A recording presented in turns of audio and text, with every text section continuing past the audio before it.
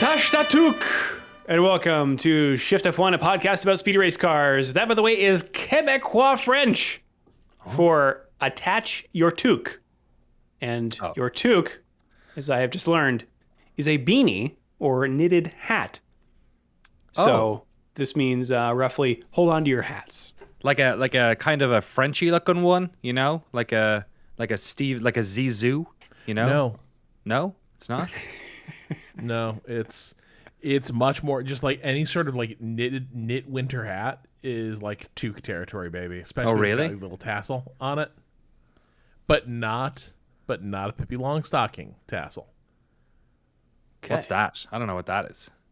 Also, why are you wearing suspenders? What's going on? Did you just come from a fantastic ball? Rob knows what fashion is, Danny. He does. Well, look, I think Rob looks the same great. Black shirt every. No, he does. That's what I'm saying. I feel like I'm underdressed. You also are wearing a shirt. I'm wearing the same black shirt I wear every day for the past 15 years. So annoyingly, the suspenders, these are new pants. The suspender buttons on the front they're sewn to the wrong place, so they sit too far out. So they don't have a nice straight line. So I have to have them altered. But I like this. You look like a cop. You look like you. It's like your gun.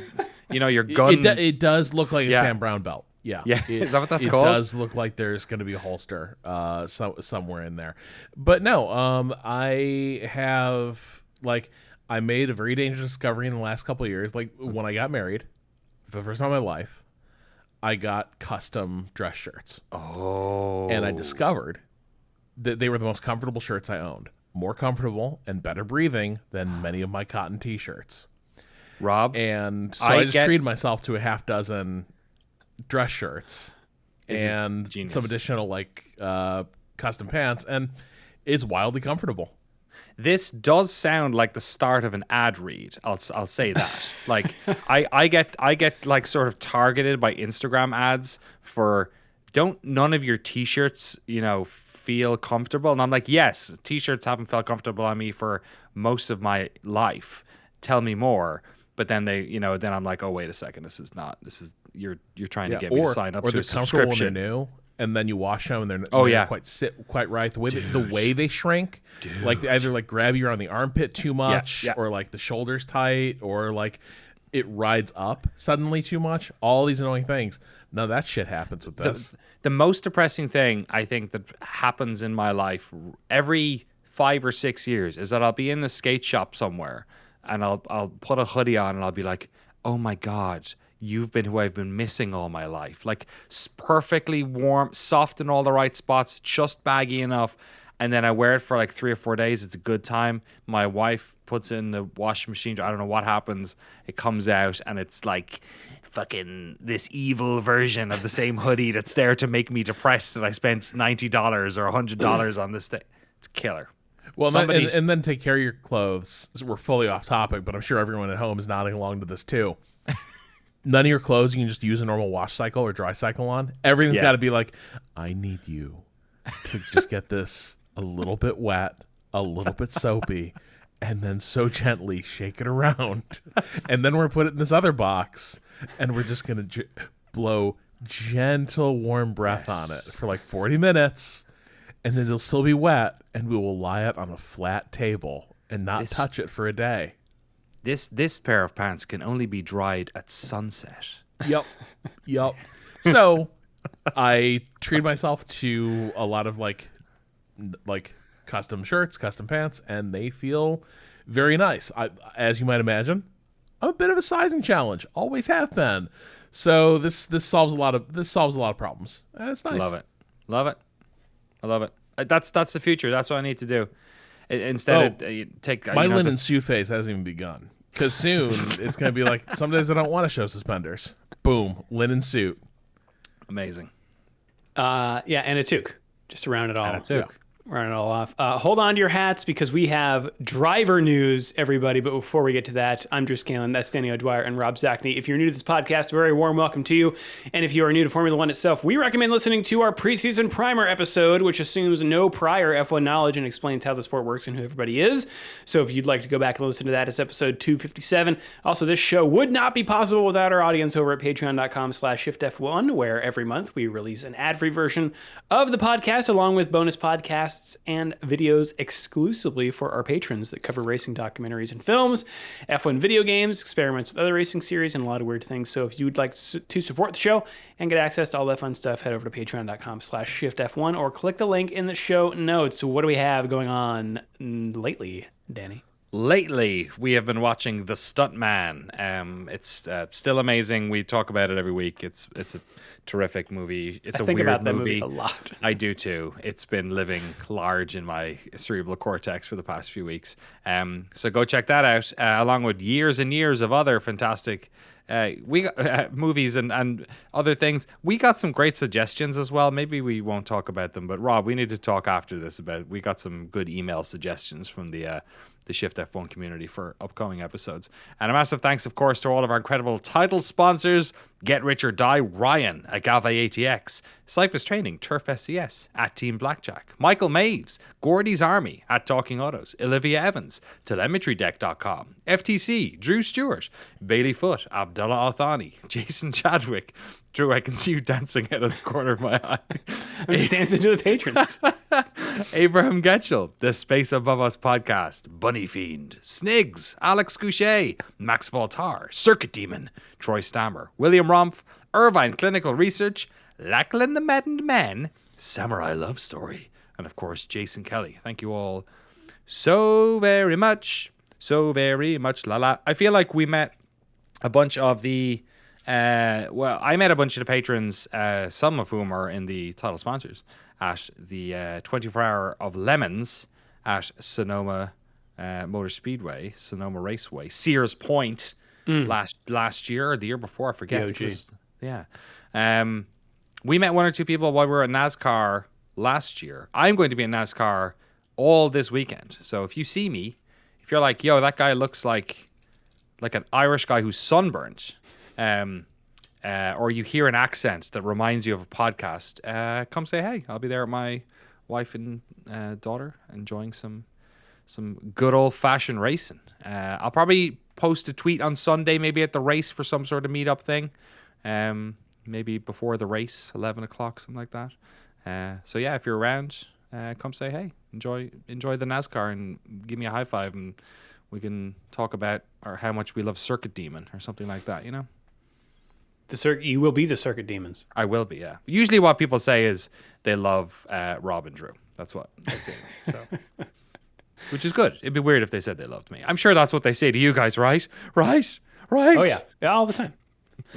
All right. Well, let's jump right into the news, such as it is. There's really only 2 news stories this week, and they're fairly sizable. Danny, kick things off here with the first of the driver market updates.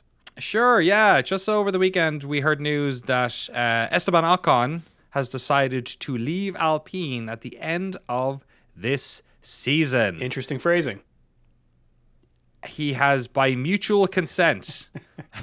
So it's an interesting thing to bring up, because the timing of this would suggest that he was leaving before Monaco, which then brings the comments by the Alpine team principal into an interesting light when you consider that perhaps Esteban was already leaving. As part of his announcement post, he said, "I feel incredibly lucky and privileged to have achieved the things I did with this team, from my first podium to my first win in Formula One." Speaking of all the people at Alpine, he said, "We had many ups and certainly some downs, but all I can say is that it was an honor racing alongside you, whether you were with the factories or trackside." And I think it's important to sort of contextualize the career that Ocon has had, because he's been there for like basically half a decade. He has been part of their, I think probably the most tumultuous years in a team that has had no shortage of tumult. I think there are lots of drivers who will jump at a time that makes sense. And I think sometimes there are drivers who have sort of gone through the cycle at a team and maybe it's best for them to move on. The biggest question with Ocon leaving Alpine now is, does he already have his next seat sort of sorted? And if he doesn't, is this a good time to leave? Yeah, I saw a quote from him. Like many drivers this season, a lot has been said about my future beyond 2024. News will be announced in due course. Because there is news, or just because of entropy? So this guy's so if this is not mutual, and actually he did basically get told like a contract renewal at the end of the year, you don't need to worry about that anymore. After Monaco, if the situation is closer to that, his representation is worth their weight in gold, because they have created a narrative where it's like, damn, where's he going to end up next? Like, there's other teams they're talking about him, and he is aided in this by the fact that you could easily believe he was halfway out the door at Alpine anyway, because it's been such a disaster there. And by the way, like, you know, it's just continued to look weird. They fired another high-ranking Alpine member in the last week. They had a head of ops. They're like Rob White. He's been with the team for ages, but that's another like senior person, like as member of their like leadership team that's gotten the axe, which they've been doing like pretty consistently for the past couple of years. Like, there's been a huge brain drain there, not just the people we hear about, but like, yeah, sort of across the organization, they've been axing a lot of their leadership. But don't worry, Ryan Reynolds is here. Right, God, I forgot about that whole thing. That's so. But that's kind of the thing is just the team seems to be in free fall. You know, they've executed, they publicly executed a team principal, an aerodynamicist.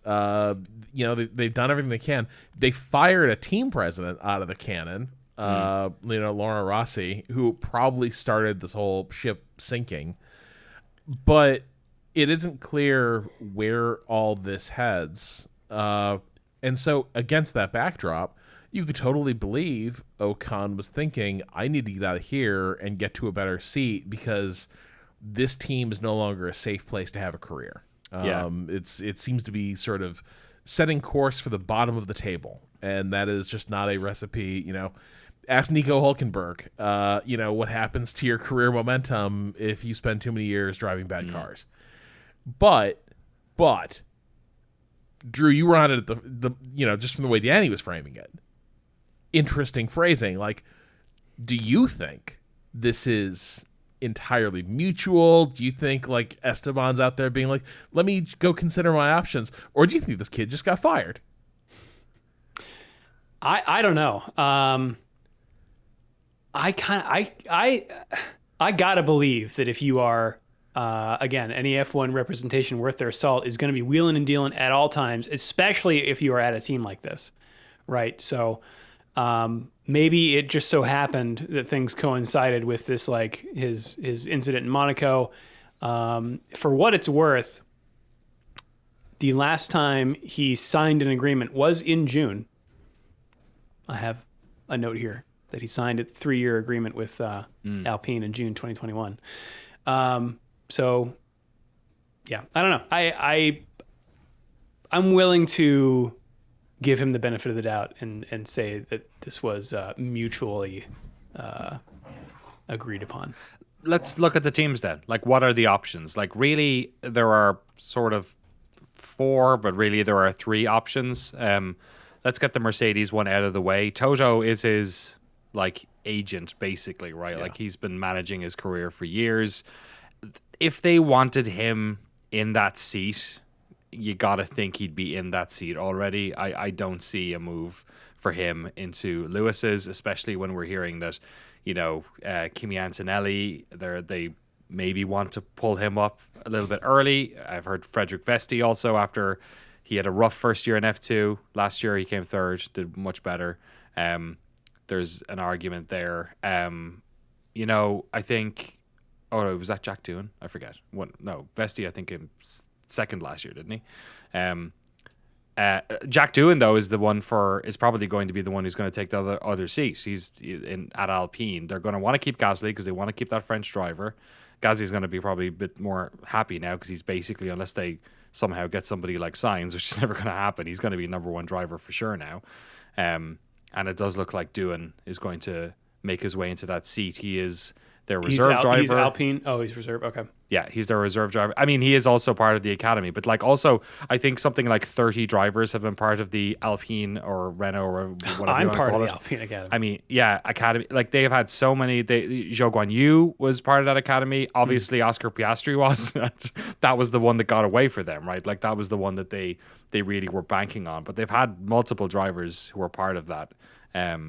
That academy, and they haven't necessarily been particularly good at converting them into their own cars. So for Ocon, the other ones are, well, Williams or Sauber, which seems to be the who does Carlos Sainz pick, and then he can go to the other one right situation. And then Haas, which, I guess that's on the table. But I think when you look at Esteban Ocon, and I said this last week, I'm a big fan of Ocon's. I like him a lot. I like how sort of he's a bit of a rags to riches story. His relationships with his teammates over the years, it's added up. And, that is a big negative checkpoint against him, that he does keep having this problem. So I wouldn't be surprised if some of these teams don't want to buy into that. Like, if it came, like a Vettel, for instance, who was very competitive with his teammates, but also he was a fantastic driver who was able to get the most out of the car. I don't know if Esteban Ocon has that. Maybe it's not worth it. Oh my God. Give me Ocon and Magnussen at the same team. Oh God, yeah. There you go. Mutual respect, Orama. That would be a very interesting pairing. Like that would probably be the most entertaining. But yeah, I think he's got kind of a murky future because I feel like he is a viable second choice for a bunch of places that all have people they would rather bring in. And in some cases also have talent waiting in the wings that they'd rather cultivate and wouldn't ever want to commit themselves to Esteban Ocon. It's right. I think he's in a tough place. Now, I do think he's, to my way of thinking, he's largely. It feels to me like he's largely outdriven Gasly a lot this year. It just hasn't really come to anything because the car is really bad. But like, he appears to generally get more out of it. But how much do people weigh that when the car's as bad as this is? Like, what does it mean if you're beating the brakes off somebody, but are they struggling because this is suddenly a precipitous decline in car quality that they're trying to manage? They haven't faced anything like it in a while. I don't know, but I think he's in a tough place, and I do think that issue with like him just not being a good locker room guy, right? Yeah. Like if you took this in like football or baseball terms, and more like European football, like soccer to us Americans, or like Major League Baseball. This is a guy who is like, you bring him into your team, and maybe you get some good like positive results from him out on the pitch, but also like the atmosphere is just going to be awful around your team. Yeah. And for a lot of teams that would be viable for somebody like Esteban Ocon, they're gonna need a bit of grace from whoever they hire, right? Like you got to be all in on the project. Like there's a reason that James Vowles, when he signed Albon, yes, it was this big show of like, we're committed to you, and we need somebody who's gonna be committed to us and help us pull this thing out of the ditch and be a good soldier about it and be a good spirit about it. Especially when Ocon's 27 now, right? So like he could, he moves to Haas, he's paired with Hülkenberg.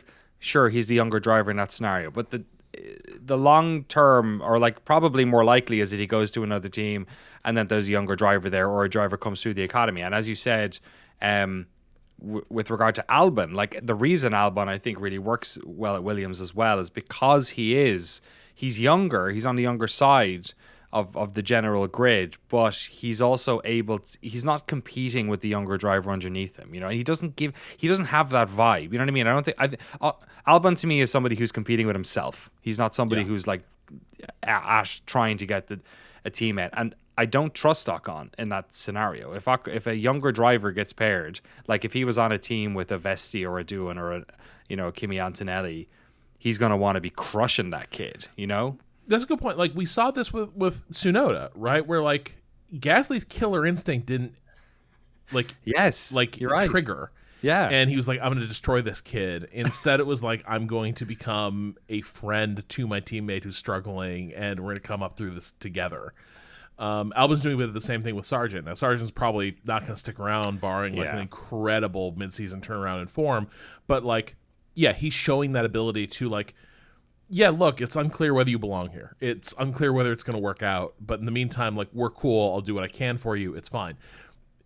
There's very little in Ocon's record that suggests he has that in him. But at the tier of team that he's a good candidate for, you kind of need to be able to like have that grace and have that patience. And I think he wants to go to a place where he's like, I'm a killer, right? He wants to go there and be a stone cold killer. And there are places where that's welcome. Like, I think he would do well in a Mercedes. The problem is I think Mercedes has better options. And I'm not sure he would outdrive George. Yeah. And like, he's a known quantity at this point. If Mercedes is going to go for a known quantity, I think they relay this. They'll give everyone's right arm for Max.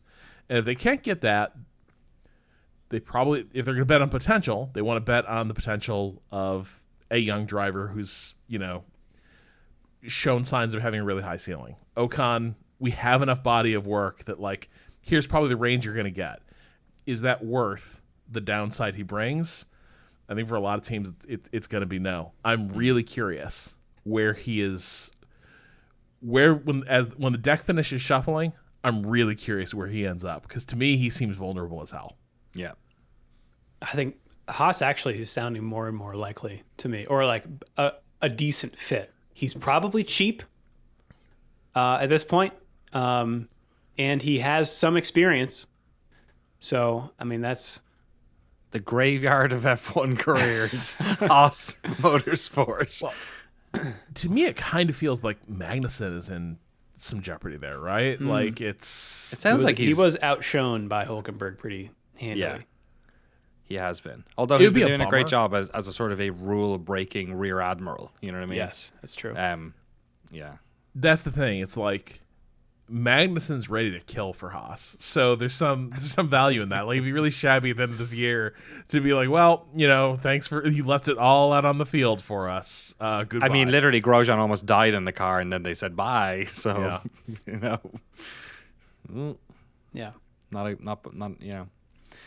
I don't know. Do you want to talk about this before this next one before we talk about the Spaniard in the room? Let's take a quick break because we got the other big piece of news, and we'll be right back.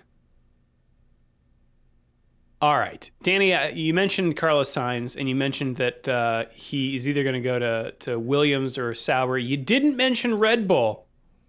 I didn't, because that seat is filled. Sergio Perez, 2 more years on the books with Red Bull. I am surprised. Yeah? Am I surprised? Have Red Bull lost the killer instinct? Like, to me, this is the order of a sort of a comfortable king sitting at their dinner table eating their turkey leg, not threatened by anything. To me, it doesn't have the killer instinct that I so often were used to Red Bull, right? Which, much to the detriment of many second drivers. But given what's going on at the moment, and given, the chance, we don't know what's going to happen with the new cars, right? But the chances are they're not going to be 1.5 drivers ahead of everyone else. Like, I don't know if I'd be signing them up for 2 years. They don't have to do the 2, of course, but I'm a little bit surprised on this one, honestly. Two things that surprised me, 2 stats. Number one, in this racefans.net article, they have a quote from Christian Horner saying that Checo and Max secured our first ever 1-2 finish for the team in the championship last year, which is surprising.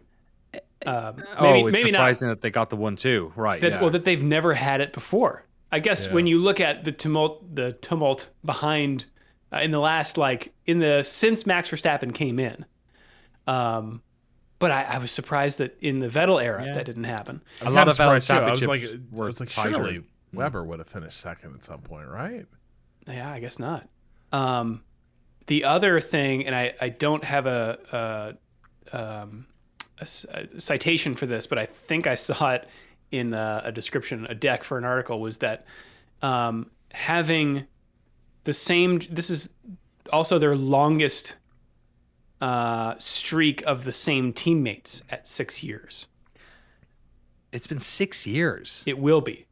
Oh yeah, I was like, at the end of this, I was like, no way, no. Yeah, I'm not. COVID wasn't 5 years long, was it? Right. I mean, I think a lot of this says more about just how far ahead of everyone they've been in terms of the car for the past 3 years. Like, it's great that they got a 1-2. You know who else? I think Magnussen. I think Hülkenberg. I think Hamilton. I think just about any other driver, save for like maybe a small handful of them in that Red Bull, would have secured second position. I don't. But you're right. I think it is. I like Prerace, and I think he's a good driver, and he did well at a lot of mid-table and lower teams. He got the most out of the car, but I don't.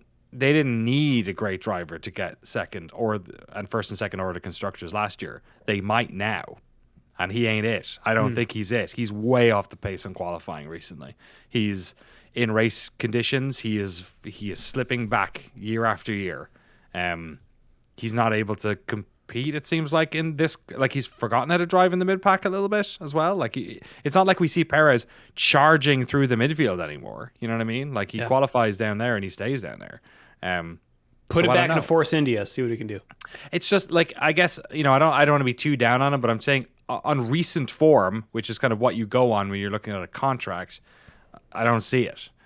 But what do I know? I'm a video game journalist from Ireland who does F1 stuff on the side. I'm not an expert, but I don't know. What about you guys? Are you as surprised as I am? I think there's a lot to be said for the, I think it's explained a lot by their position at the top, in that they don't want to rock the boat. This is. I feel like it's, to me, it reads as a devil situation. I think Max's, and I've warmed to Verstappen more in the past couple of years, especially since he won his first championship, as controversial as that whole thing will always be. I think this puts an asterisk on his career. I think when you look at, we talked about it before, Vettel, Hamilton, there were years where they had to fight against their teammate, and he has had such an easy ride in recent years. He's also in that car. Who? Like, that's Verstappen. That's why they're 1-2. It's not of because course, it's not because of Perez, it's because of the car.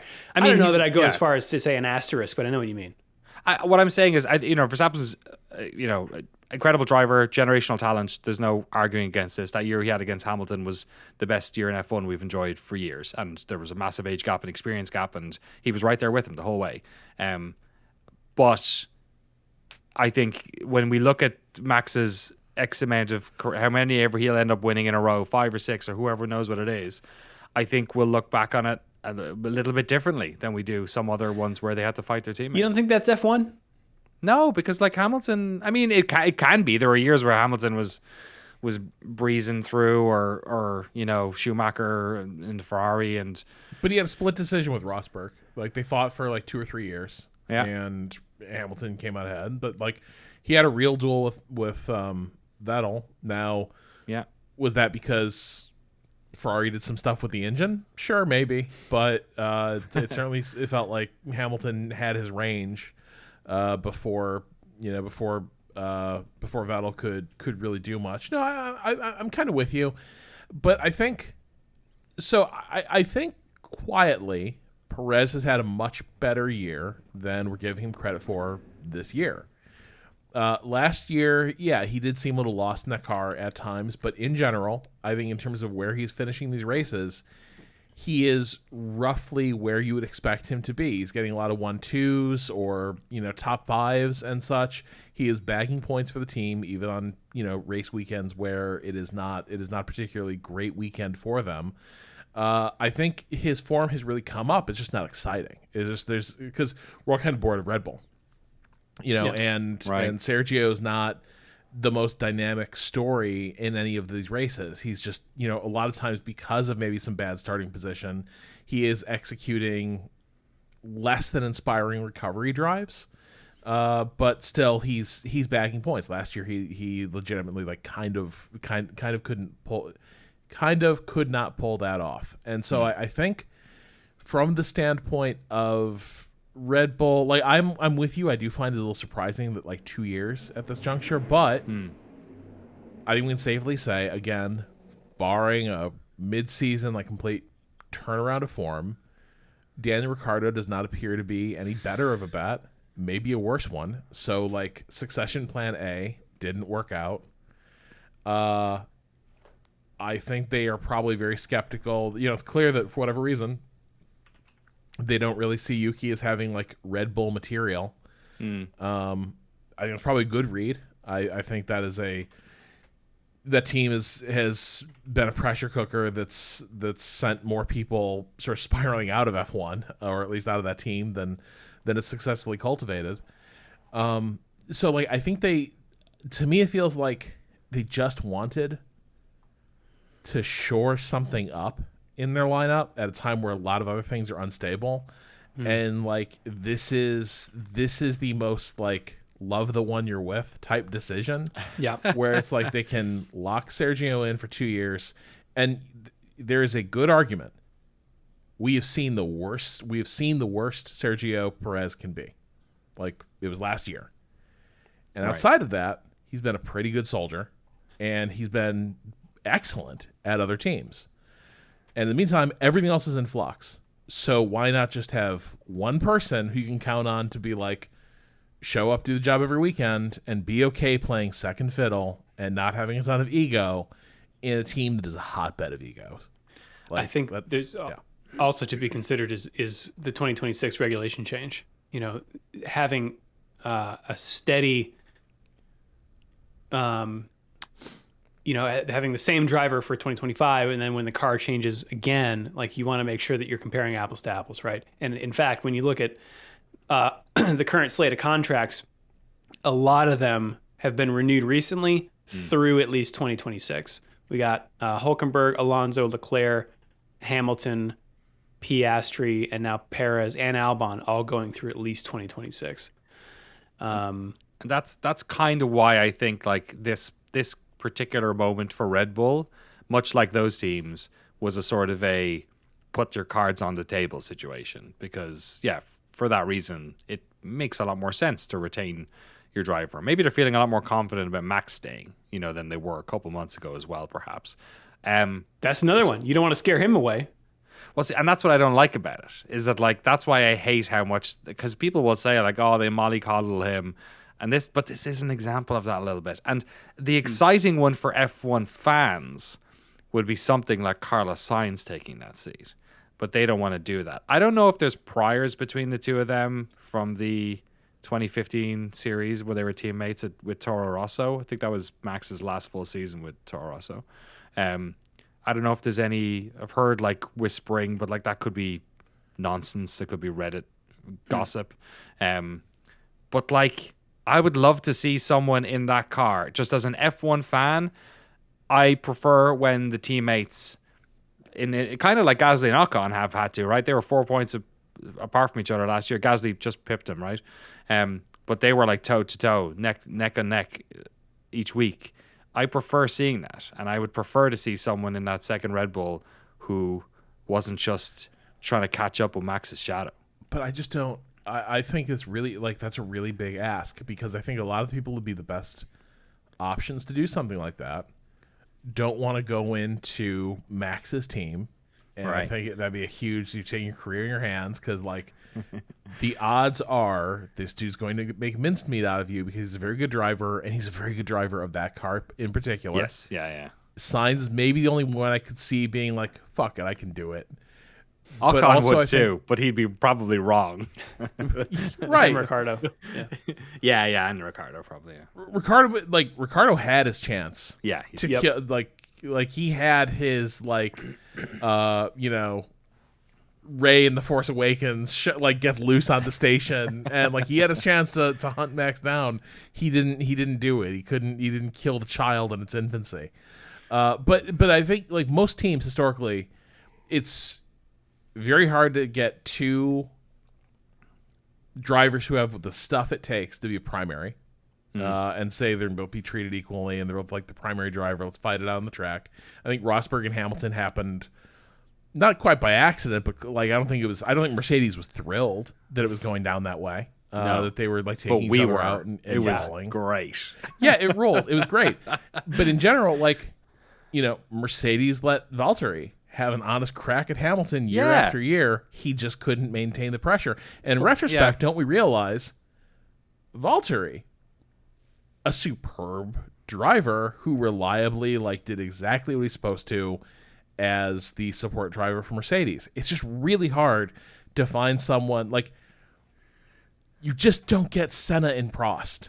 But once in a blue moon. It just doesn't happen. And I think Wait, you're saying they were good teammates?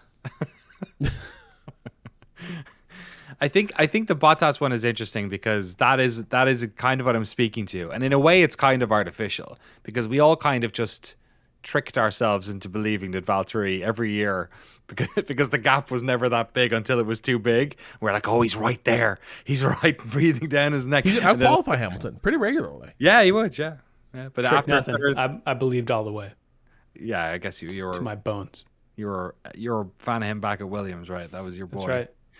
And look at the record. That's the other thing is fighting, you're giving it your all, and then coming up short in these situations appears to be a psyche-altering experience. Yes, yeah. Rosberg won the title and was great, I need to leave this as quickly as humanly possible. Surprise, I quit.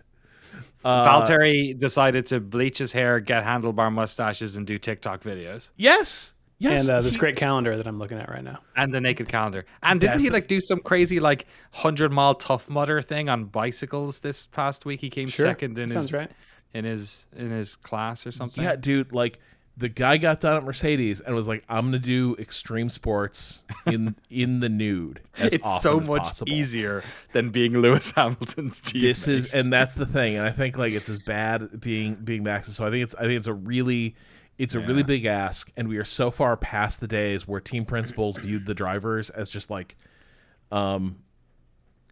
almost race horses in themselves, and it's just I must have this guy in my stable.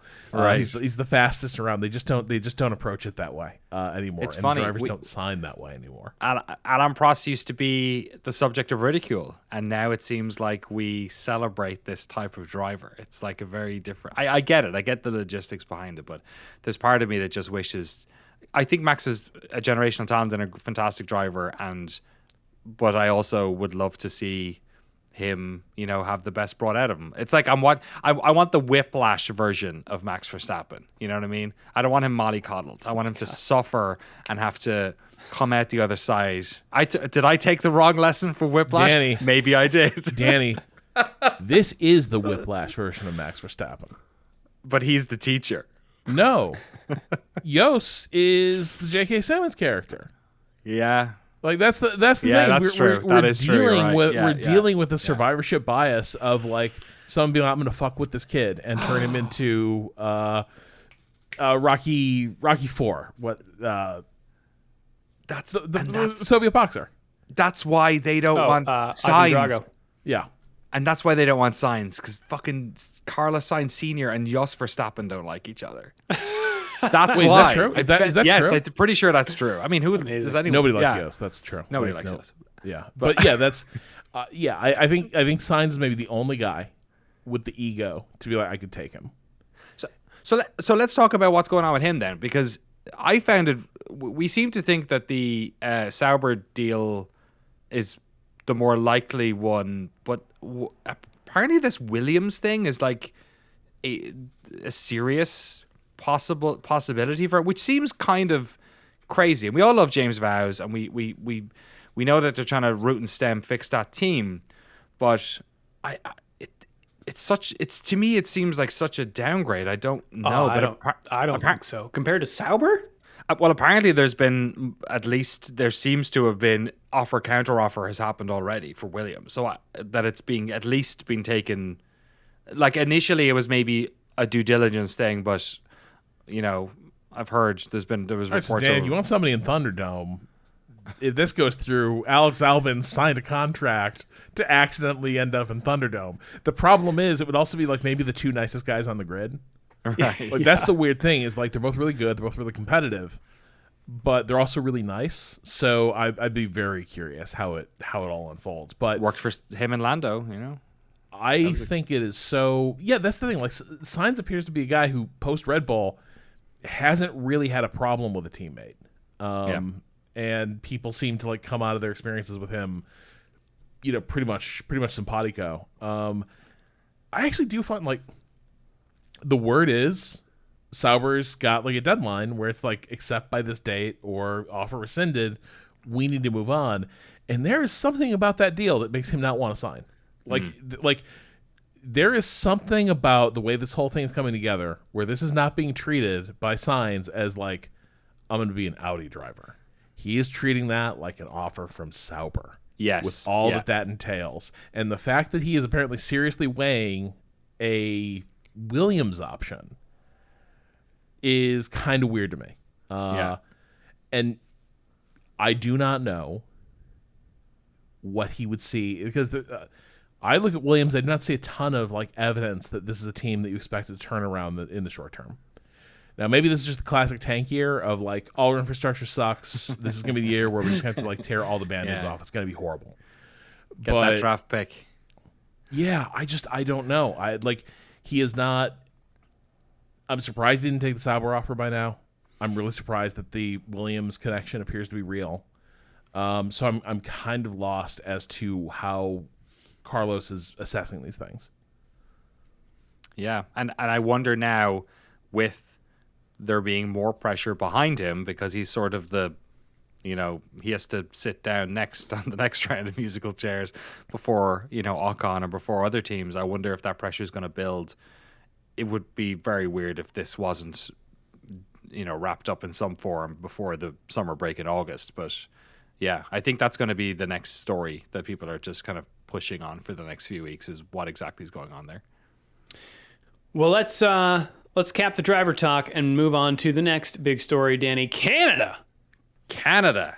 Sacre bleu. We're saying it again. It's in a Quebecois accent.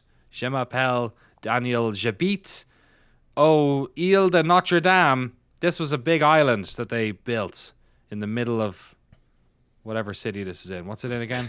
Montreal. That's the French one, right? They built it for the 67 World's Fair. It makes sense. Notre Dame is on.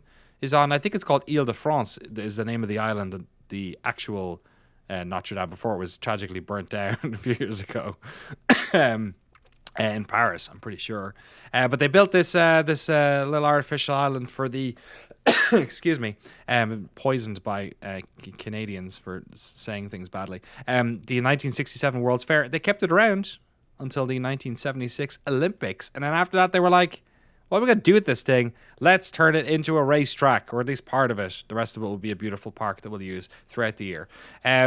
The maiden Grand Prix here was won by its eventual namesake, the Canadian Formula 1 driver Gilles Villeneuve, of course, the father of Jacques Villeneuve, which many more contemporary F1 fans who may know. The track was named after him in 1982, sadly, for the reason that you might imagine. Gilles Villeneuve tragically died at age 32 at Zolder. I would say the worst F1 crash in history, maybe. It was televised. It was really awful. He was thrown from the car, strapped to his seat. His helmet had come off. Other drivers stopped to try and resuscitate him. He basically died on the track, but they kept him on life support for his young wife to be there. But he was 32 years old. Gilles Villeneuve had a fantastic career. He started 67 Grand Prix. He had 6 wins and 12 podiums. His son would go on, but he never won a championship. He came second. His son almost doubled all of his records, which I think is very sweet. Jacques Villeneuve won about a dozen races, got about 24 podiums, and of course did win the Formula One World Championship himself. So the track has been named after him ever since then. I believe there is Salut Gilles is written on the start-finish straight there. Salut is sort of like it's like bonjour, but it's like a less formal way of saying it. Hello and goodbye. I think Salut is hello and goodbye. I don't know which one they're referring to there. The track itself is a fan of many F1 drivers. It's 70 laps, 4.36 kilometers. That's about 2.7 miles. It has, of course, the Wall of Champions, which is the very tight wall on the final turn, which many an F1 champion have crashed into, hence its namesake. There are 3 DRS zones by 2 detection points. The first is a relatively short one at the start of Sector 2, and the second DRS zone is the incredibly long straight, which is broken up by this little chicane where the Wall of Champions is. The detection zone for both that detection point and the one on the start-finish straight are the same point. And there's been lots of action there, lots of overtakes over the years. There's lots of places to overtake on this track. This is a very dynamic track. It doesn't have that many 90-degree turns on it. There's a lot of there's not much topographical change here, but a lot of interesting little cambers. I've seen overtakes on turn 1, on turn 2, definitely on 3, I guess 4. It's where Alonso beached himself. On turn 6 is where the fantastic 2011 Grand Prix, which they just uploaded on F1's YouTube channel. If you've never heard of the 2011 Canadian Grand Prix and you haven't gone to F1 TV to watch all of it, watch the extended highlights that they just posted on F1's YouTube channel over the weekend. I'll put a link in the show notes. It is, I think, the best race I ever watched live in my life. It was bananas. There was red flags and rain and lots of nonsense, but it was like a comic book. It was like a Roy of the Rovers. I don't know what your American equivalent is, but like just a child, like a cartoon that a child would read about sport, the ridiculous things happening. To me, that's the 2011 Canadian Grand Prix. But yeah, all the way in Sector 2, obviously there's been overtakes on both ends of the DRS straights on that back as well. It's just a great little track, and oftentimes weather does play a part. I'm not sure if that's going to be the case though this weekend. Well, Danny, let me learn you. Please. 67 degrees Fahrenheit or 19 Celsius, and about that for qualifying and the race day. Wind light on qualifying day, 6 miles an hour or 10 kilometers an hour, and just a hair shorter or slower on race day. Precipitation. Mm-hmm. Qualifying time. What? 52%. Oh, baby. Race day. Yeah. 42%. Oh, I'll take it.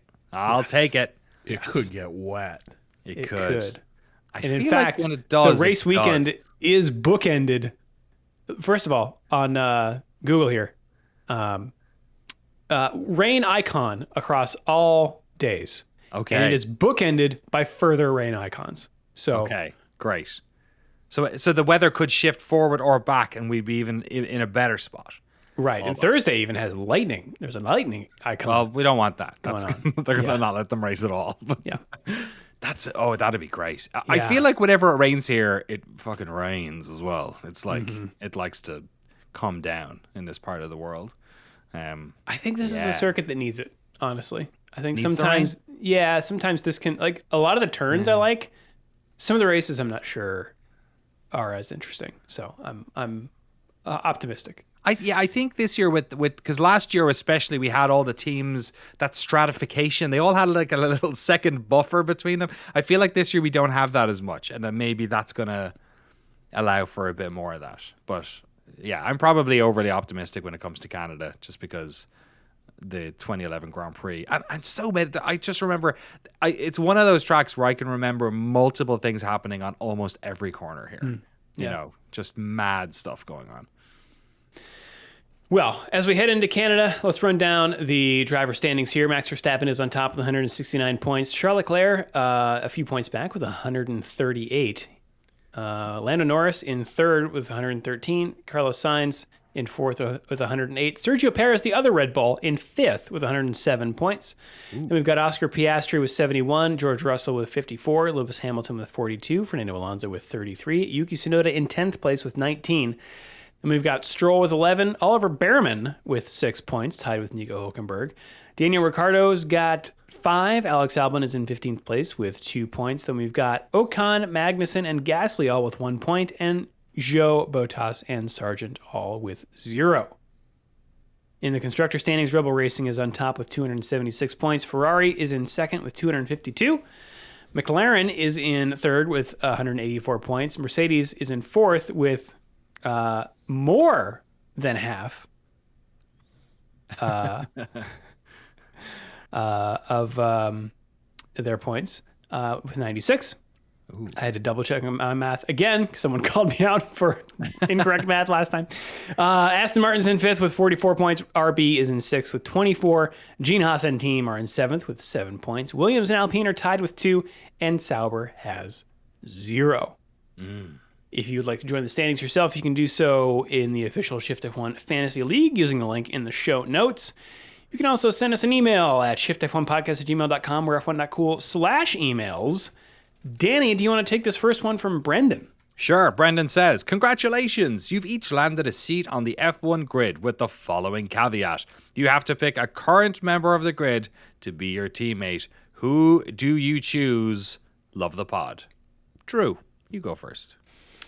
Oh, boy. I mean, maybe Carlos Sainz, because he's such a nice guy. How are you not picking your boy? Well, I don't want to outshine him, you know? You know? Oh, you think you got him? You think you got him? You could both have handlebar mustaches. Oh, that's true. You can't have two people that look exactly the same. Oh wait, are you saying Hulkenberg or Bottas? What were you saying? I was thinking about Bottas, but yeah, I think actually Hulkenberg and I do look very, very similar. Actually, no, I think Magnussen and I look a lot alike. Yeah. With especially with the facial hair. I don't know, Danny. How about you? Oh man, I think. God, there's so many of. It's actually more of a problem of who I wouldn't want. They're all. I think this might be the nicest batch, or maybe it's just that F1 does such a better job of, you know. I'm not sure what Sebastian Buemi was like. You know what I mean? I couldn't tell you if Robert Kubica was a fun-loving dude. But now we watch all these F1 quizzes on the YouTube channel, and I feel like they're all fucking influencers, and I like them all. Charles Leclerc seems like a really, for as good as he is, he also seems like just a normal, nice dude, you know? Yeah. Yeah, he's kind of a doofus as well, a little bit. Like, he's kind of doofy. Wore the banana suit. Yeah. Yeah, he's all right. I like Lando, too, although he's gotten a bit too cool for school recently, but, you know. No, Rob's shaking his head, you know? You don't want to do that? I think Lando wants it too much. It just won't be fun. It won't be a fun vibe. Like, okay. I don't think you'd be fun. I don't think you'd be friends with Lando until he's destroyed you. Like, I think that's fair. That's basically it. Like, cool chill guy Lando has left the building. As far as that stuff goes. No, I think I'm kind of with you. Like, I'm not gonna lie. Leo the Dachshund puppy did change my relationship with Charles Leclerc, because like he got so relatably over the moon for getting this dog that I'm like, oh yeah, no, this was a big moment for you, like getting a dog. And having gone through that recently, I'm like, yeah, no, okay, yeah, we could be two like dog papas, like we get along with that, we sort of bond over that. But he does seem like he's a cool guy, right? Like he's he's multi-talented. Like, I'm not sure his music is to my taste, but like he is a good pianist. Didn't he also do some acting? Like I know he's done some voice work. He's done some DJing as well, has he? Because I think they were talking about him and Lewis doing some collabo. Huh. He might have done that as well. Right. So like I think there's like, I think he's actually kind of the rare bird that is like, he's extremely good at being an F1 driver, and also like appears to be good at a lot of other hobbies. things, Right. Yeah. which I think makes him more relatable just by default. Like, yeah, you can be jealous of like, damn, you're so talented, but also it's like, oh, this is not your one thing in your life. Like, there's other things that you're invested in, you care a lot about. Yeah. And not in the way that like a lot of F1 drivers are like, yeah, I don't know, I really like fashion. Yeah. Not the same thing, right? Like, You can't really be bad. I mean, you can, but you can't be like objectively bad at fashion. Like a lot of F1 drivers are really into like, oh, I also like skiing or running or all these other athletic things that, of course, I'm very good at. Not You know what like, Charles got into? What? Making fucking ice cream. see, this is what I like. You have to be bad at making ice cream before you get good at it. That's what I like. I like Humility. hobbies like that. Exactly. I like hobbies where you have to start from being bad. That shows character, not just, fashion. I guess they're all beautiful people. It's hard to, beautiful people can bear whatever. Well, that's the other thing. I think if you're the build F1 driver, you're Yeah. like, damn, clothes are fun. yeah. And I'm like, clothes suck. Until Yeah. I finally am like, okay, I guess I'll buy a nice shirt. Oh, this fits the first time in my life? Great. Awesome. This is my new identity now. I'm suspenders and button down guy. This is just my uniform from here on. I totally understand. Like, F1 drivers, like, I just like putting on different clothes. Yeah. Yeah. Do you remember that scene in Drive to Survive with Gasly and Ocon putting on their like fucking swimsuit shirts? And you're like, The yeah, AlphaTauri stuff? Yeah, the AlphaTauri stuff. And you're like, yeah, of course. Yeah, I'd Yeah. wear just about anything if I was, yeah. There you go. But yeah, no, I think I'm thinking more of a Charles guy. I think Albon just like, Yeah, I like Alvin a lot. he's good, but I think he's just like he's off in his own life. He feels like a guy who shows up to work, he does the race, and then he's like zoom off on like an extended To the vacation. aquarium. Yep. Yeah. You won't be hanging. Yeah. He seems like he's got a deep relationship as well. He's got a lot Yeah. going on. He's keeping up. I think Bottas I bet Magnussen, actually, now that you mention it, I bet he's down to like have some drinks and hang out. You guys been following into the Team Torque stuff, the little like Williams podcast? Do you watch the one they did at Monaco? No. So they did an interview with James Valls, goes fully off the rails, and they keep going off the rails in the way that Alex Albon is just kind of a weird little guy. Like, Okay. he had like, So whose does this? Is this Sargent and Albon's podcast? yes. Okay. And Albon will start to ask questions and then gets distracted by awesome ideas he's had that are in fact not awesome. It's like when they let children interview the Muppets on Sesame Street. Right. And like that is kind of Albon. He is like a guy in his like mid-late 20s who still has the energy of someone who's getting to interview Grover about stuff. And he has that energy if instead of Grover, it's his boss, James Valls. And so like the one they did at Monaco, first of all, very funny because nobody's wearing shoes. Okay. It looks like they were allowed to rent a boat and like shoot on this boat, but they could not wear shoes that might scuff the deck. So Oh my everyone God. is just like in their little socks on this deck. But the other thing is they just start. Albon is just like, so here's how I would fix the Monaco golf course up on the hill. I think they should. Wow. And then he has this. He's like, somebody told me an idea and I can't get it out of my head. What if they flew helicopters above the cars with a fuel drogue leading down to the cars? The cars have no fuel in them, and so they're running on zero fuel the entire time. They're just like at maximum speed. What do you think that would be like? And James Valls and Logan Sargent are both just staring at Albon like, what are you doing? Yeah, dude, it's remarkable. This is like every appearance I see with Albon. Oh my God, I have to watch this. He's an odd guy. Like, it feels so much like when Lewis Hamilton was interviewing that kid, and the kid was like, my superpower would be to wear bunches of sneakers. And Lewis Hamilton lost his shit and was like, that's not a superpower. That's a bad superpower. And kid's like, no, but it'd be awesome. And it really but like, it's very funny. But like, odd guy. Speaking of which, did you see Hamilton on Hot Ones? No, I didn't. Was it good? It's very good. It's very, very good. Yeah.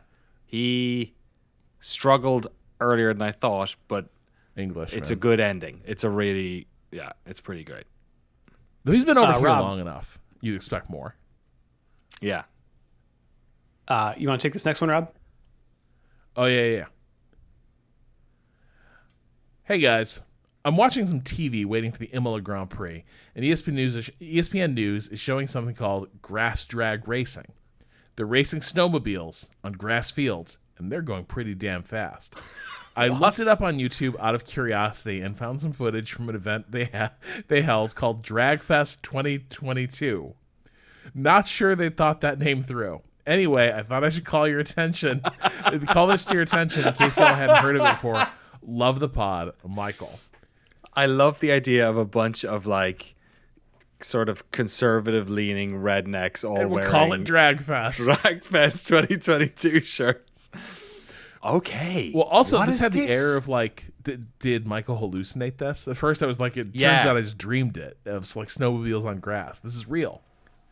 Snowmobiles. So like single seater, like skidoo style ones. Like, is that what a snowmobile is? Like, it's like a It's almost like a jet ski, but for snow, right? Yeah. Like a Yes. single person. Yeah, that sounds insanely dangerous. Like if you caught an edge on one of those, you just Yeah, go. no, wow, it's- they're going so fast.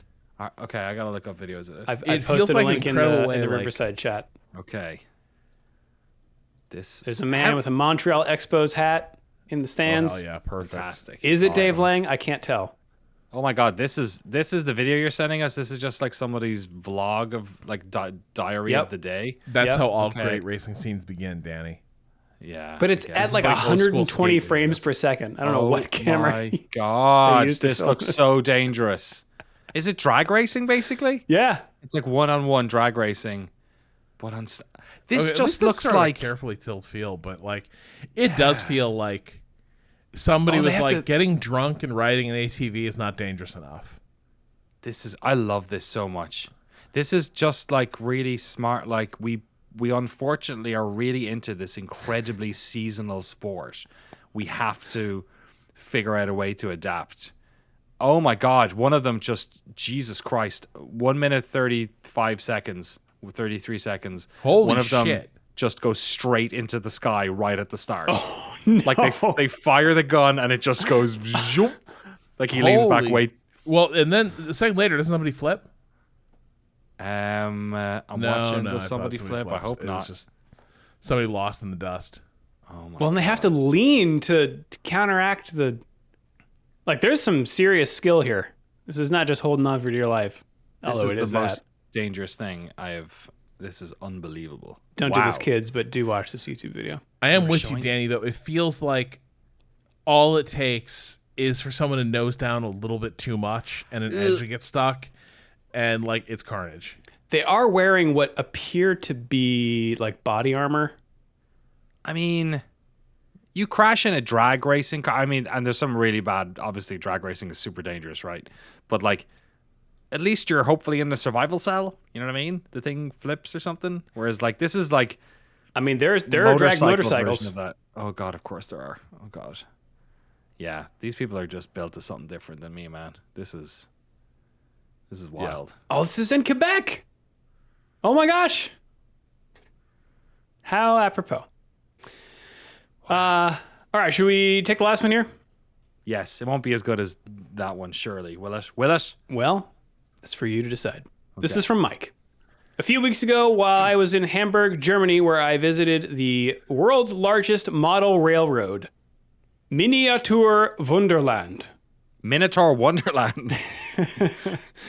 They have labyrinth. functioning. They have functioning labyrinths. No, they have functioning miniature versions of cities all over the world, of course, with an emphasis on trains and other forms of transport. Awesome. This is very German. So I was delighted to see that the very first display is Monaco, with a fully functioning F1 circuit, tiny F1 cars that overtake each other in a simulated race. Unrealistic. This project has Unrealistic. has apparently been in development for 11 years and had opened just a week or two before I arrived. The technical achievement and level of detail in this project is absolutely incredible, and everyone there was totally mesmerized. Minatur Wonderland is very proud of their work and loves to show off their process, so they have a ton of videos on their YouTube channel about every section of their miniature world, and they documented the entire development process for the F1 track. And Mike has included a few videos that I will put in the show notes. Hope you find this as cool as I did. Thank you, Mike. Yeah, I'll just go right ahead. The version of this that I had in my head and then the version that appeared on this video I clicked on are like light years apart from each other. This looks insanely cool. Are you kidding me? Miniatures are so awesome. Wow. They have like pit boxes that the cars drive into. Is it like magnetized under the track or something? It must be. Because they're not on rails. It's not like slot cars. Oh my God. There's a shot from underneath it and the amount of like little servos and little diodes going off. Wow, This the is like lighting some- is crazy. The lighting. How did they... Yeah, this is some like snake eating its own tail stuff, but like it looks like someone filmed an F1 race with a tilt shift Yeah. Yes. camera, you know? Wow. This is Oh, incredible, they even dude. slow down correctly. So wait, this is a Miniature Wonderland? It is. Wonderland? Yeah, that seems like it's worth a special trip. Yeah. We could do that, patron money, right? Let's just go to Hamburg. Miniature Wonderland. Oh my God. In this promo video, they show the cathedral where Grace Kelly got married, and then they switch to a black and white desaturated version for newsreel archival of the event. There's some real dedication to craft here. This is incredible, dude. 150,000 hours of labor. Is this just for the Monaco part? I'm It also a is. little blown Wow. away by. I think I've seen this part before because this thing's been around for a minute, right? Like their little fake airport that has planes like on the taxiway and trundling down the runway. Like it's nuts. Wow. Yeah, okay. This thing is cool. They even Take it back. mock up the F1 graphics in this video. Yeah, they have little video screens. Yeah. Damn, that's cool. Thank Take you, that. Mike. Fucking Legoland. I went to Legoland recently and was like, these are cool miniatures. Then the Germans turned up. That's really cool. Take that. What's that? Is that Danish? Is that what Denmark? Legoland is? Yeah, I think so, Yeah, okay. Yeah. Shift.F1podcast@gmail.com or F1.cool/emails. You can also hit us up on the socials. That is us around the internet. You want to take us around the world, Dammy? Let's race around the way. Hey, hey, hey. Yeah. Speaking of the Germans, DTM is back. Oh. Ja, I was wir wondering. Circuit Zandvoort in the Netherlands. Yes. Our friends to the west. Definitely west. What? It's not in Poland or Belarus. The NASCAR Xfinity Series, Danny, Yeah, is at baby. Sonoma Raceway. Yeehaw! Do you know what it is called? The Xfinity race. It's like the Quick Mart something, is it? It's the Zip Buy Now, Pay Later No, that's what it is. 250. Wait, that's the Saturday one. That's isn't on it? Saturday, yeah. That's the trucks. It's Xfinity. No, Xfinity. Sorry. That's NASCAR 2. We have. We also have the on a Friday. It's like they got the like classic cars Oh, great. situation, and also on Friday morning they have. You can drive your RV around the track, which I'm not doing. And also, I think this might be the worst candidate for that because of turn 2. I don't think I'd want to bring my trailer up that fucking It's real turn. steep. It's Yeah. insanely steep. Like, no chance. There's no way our little car would get it up there. Anyway. Motocross Grand Prix is in Latvia at Is it the in Riga? Zelta Zergs Mototrasse. Zelta Zerg sounds like the baddie in a children's cartoon. Zelta Zerg. I'm Zelta You gotta build it on the purple jelly. Vespine gas. Oh, okay. No, yeah, that's good. Yeah, yeah. IndyCar is at Road America in Yeehaw. Plymouth, Wisconsin. The NHRA is at Bristol, Tennessee, the Bristol Dragway for the Thunder Valley Nationals. Unclear whether snowmobiles will be in attendance. Hope so. Then we got NASCAR. Sears Point. Let's go, baby. Indeed, for the Toyota Save Mart 350. That's what it was. Not Quick Mart. Not Quickie Mart. That's from The Simpsons, Danny. You've been 10 years now. Fact and fiction. That's what it says on my T-shirt. T-shirt I got there. Yeah. Should be Wear good that T-shirt time. all the time. I love it. I hope the current heat wave is over by then because that's a campsite that has zero shade whatsoever. Oh boy. Yeah. So it's going to be. Hope you got I bought, AC. I bought one of those Yeah, we got AC in the trailer. I got one of those like fucking little tents, shade tents. Oh, Because we were camping sure. on the Russian River this past weekend. Nice. That's a lifesaver. Those little just, pop-up things. Yeah. Nice. It takes a couple minutes to get it up, and then you don't get sunburned for 5 days in a row. It's great. Formula One, maybe you've heard of it. It's happening this weekend in Canada. Friday, June 7th, Free Practice 1 kicks off at 1:30 p.m. Eastern Time on ESPNU, followed by Free Practice 2 at 5 p.m. ESPNU. These are some watchable times, everyone. Saturday, June 8th, Free Practice 3 is at 12:30 p.m. on ESPN News, followed by qualifying at 4 p.m. Eastern Time on ESPN News. And then Sunday, everyone, June 9th, the race at 2 p.m. Eastern on ABC. I'll be watching the end of the NASCAR right then. I think it kicks off at 12:30. Okay. All right. Well, that is it for what's happening this weekend. Danny, what happened on this day? Oh my God! What in happened? history? What happened on this day? What happened on this day? Let's pad for timing while I get the book out. June 5th. June 5th.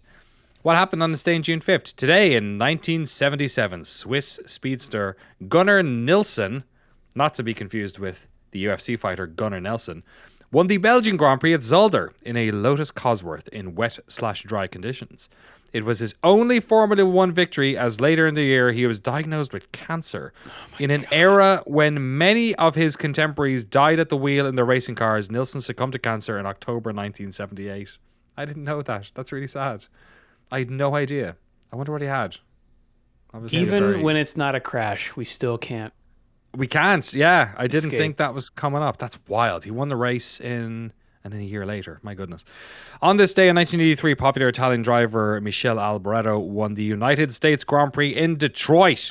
Although no one knew it at the time, it was a historic result as it was the last ever victory for the Tyrrell team, who would power Jackie Stewart to 3 drivers' titles in the 1970s. There you go. Yeah, they folded then. Wow. So there you go. Imagine that. Rock City.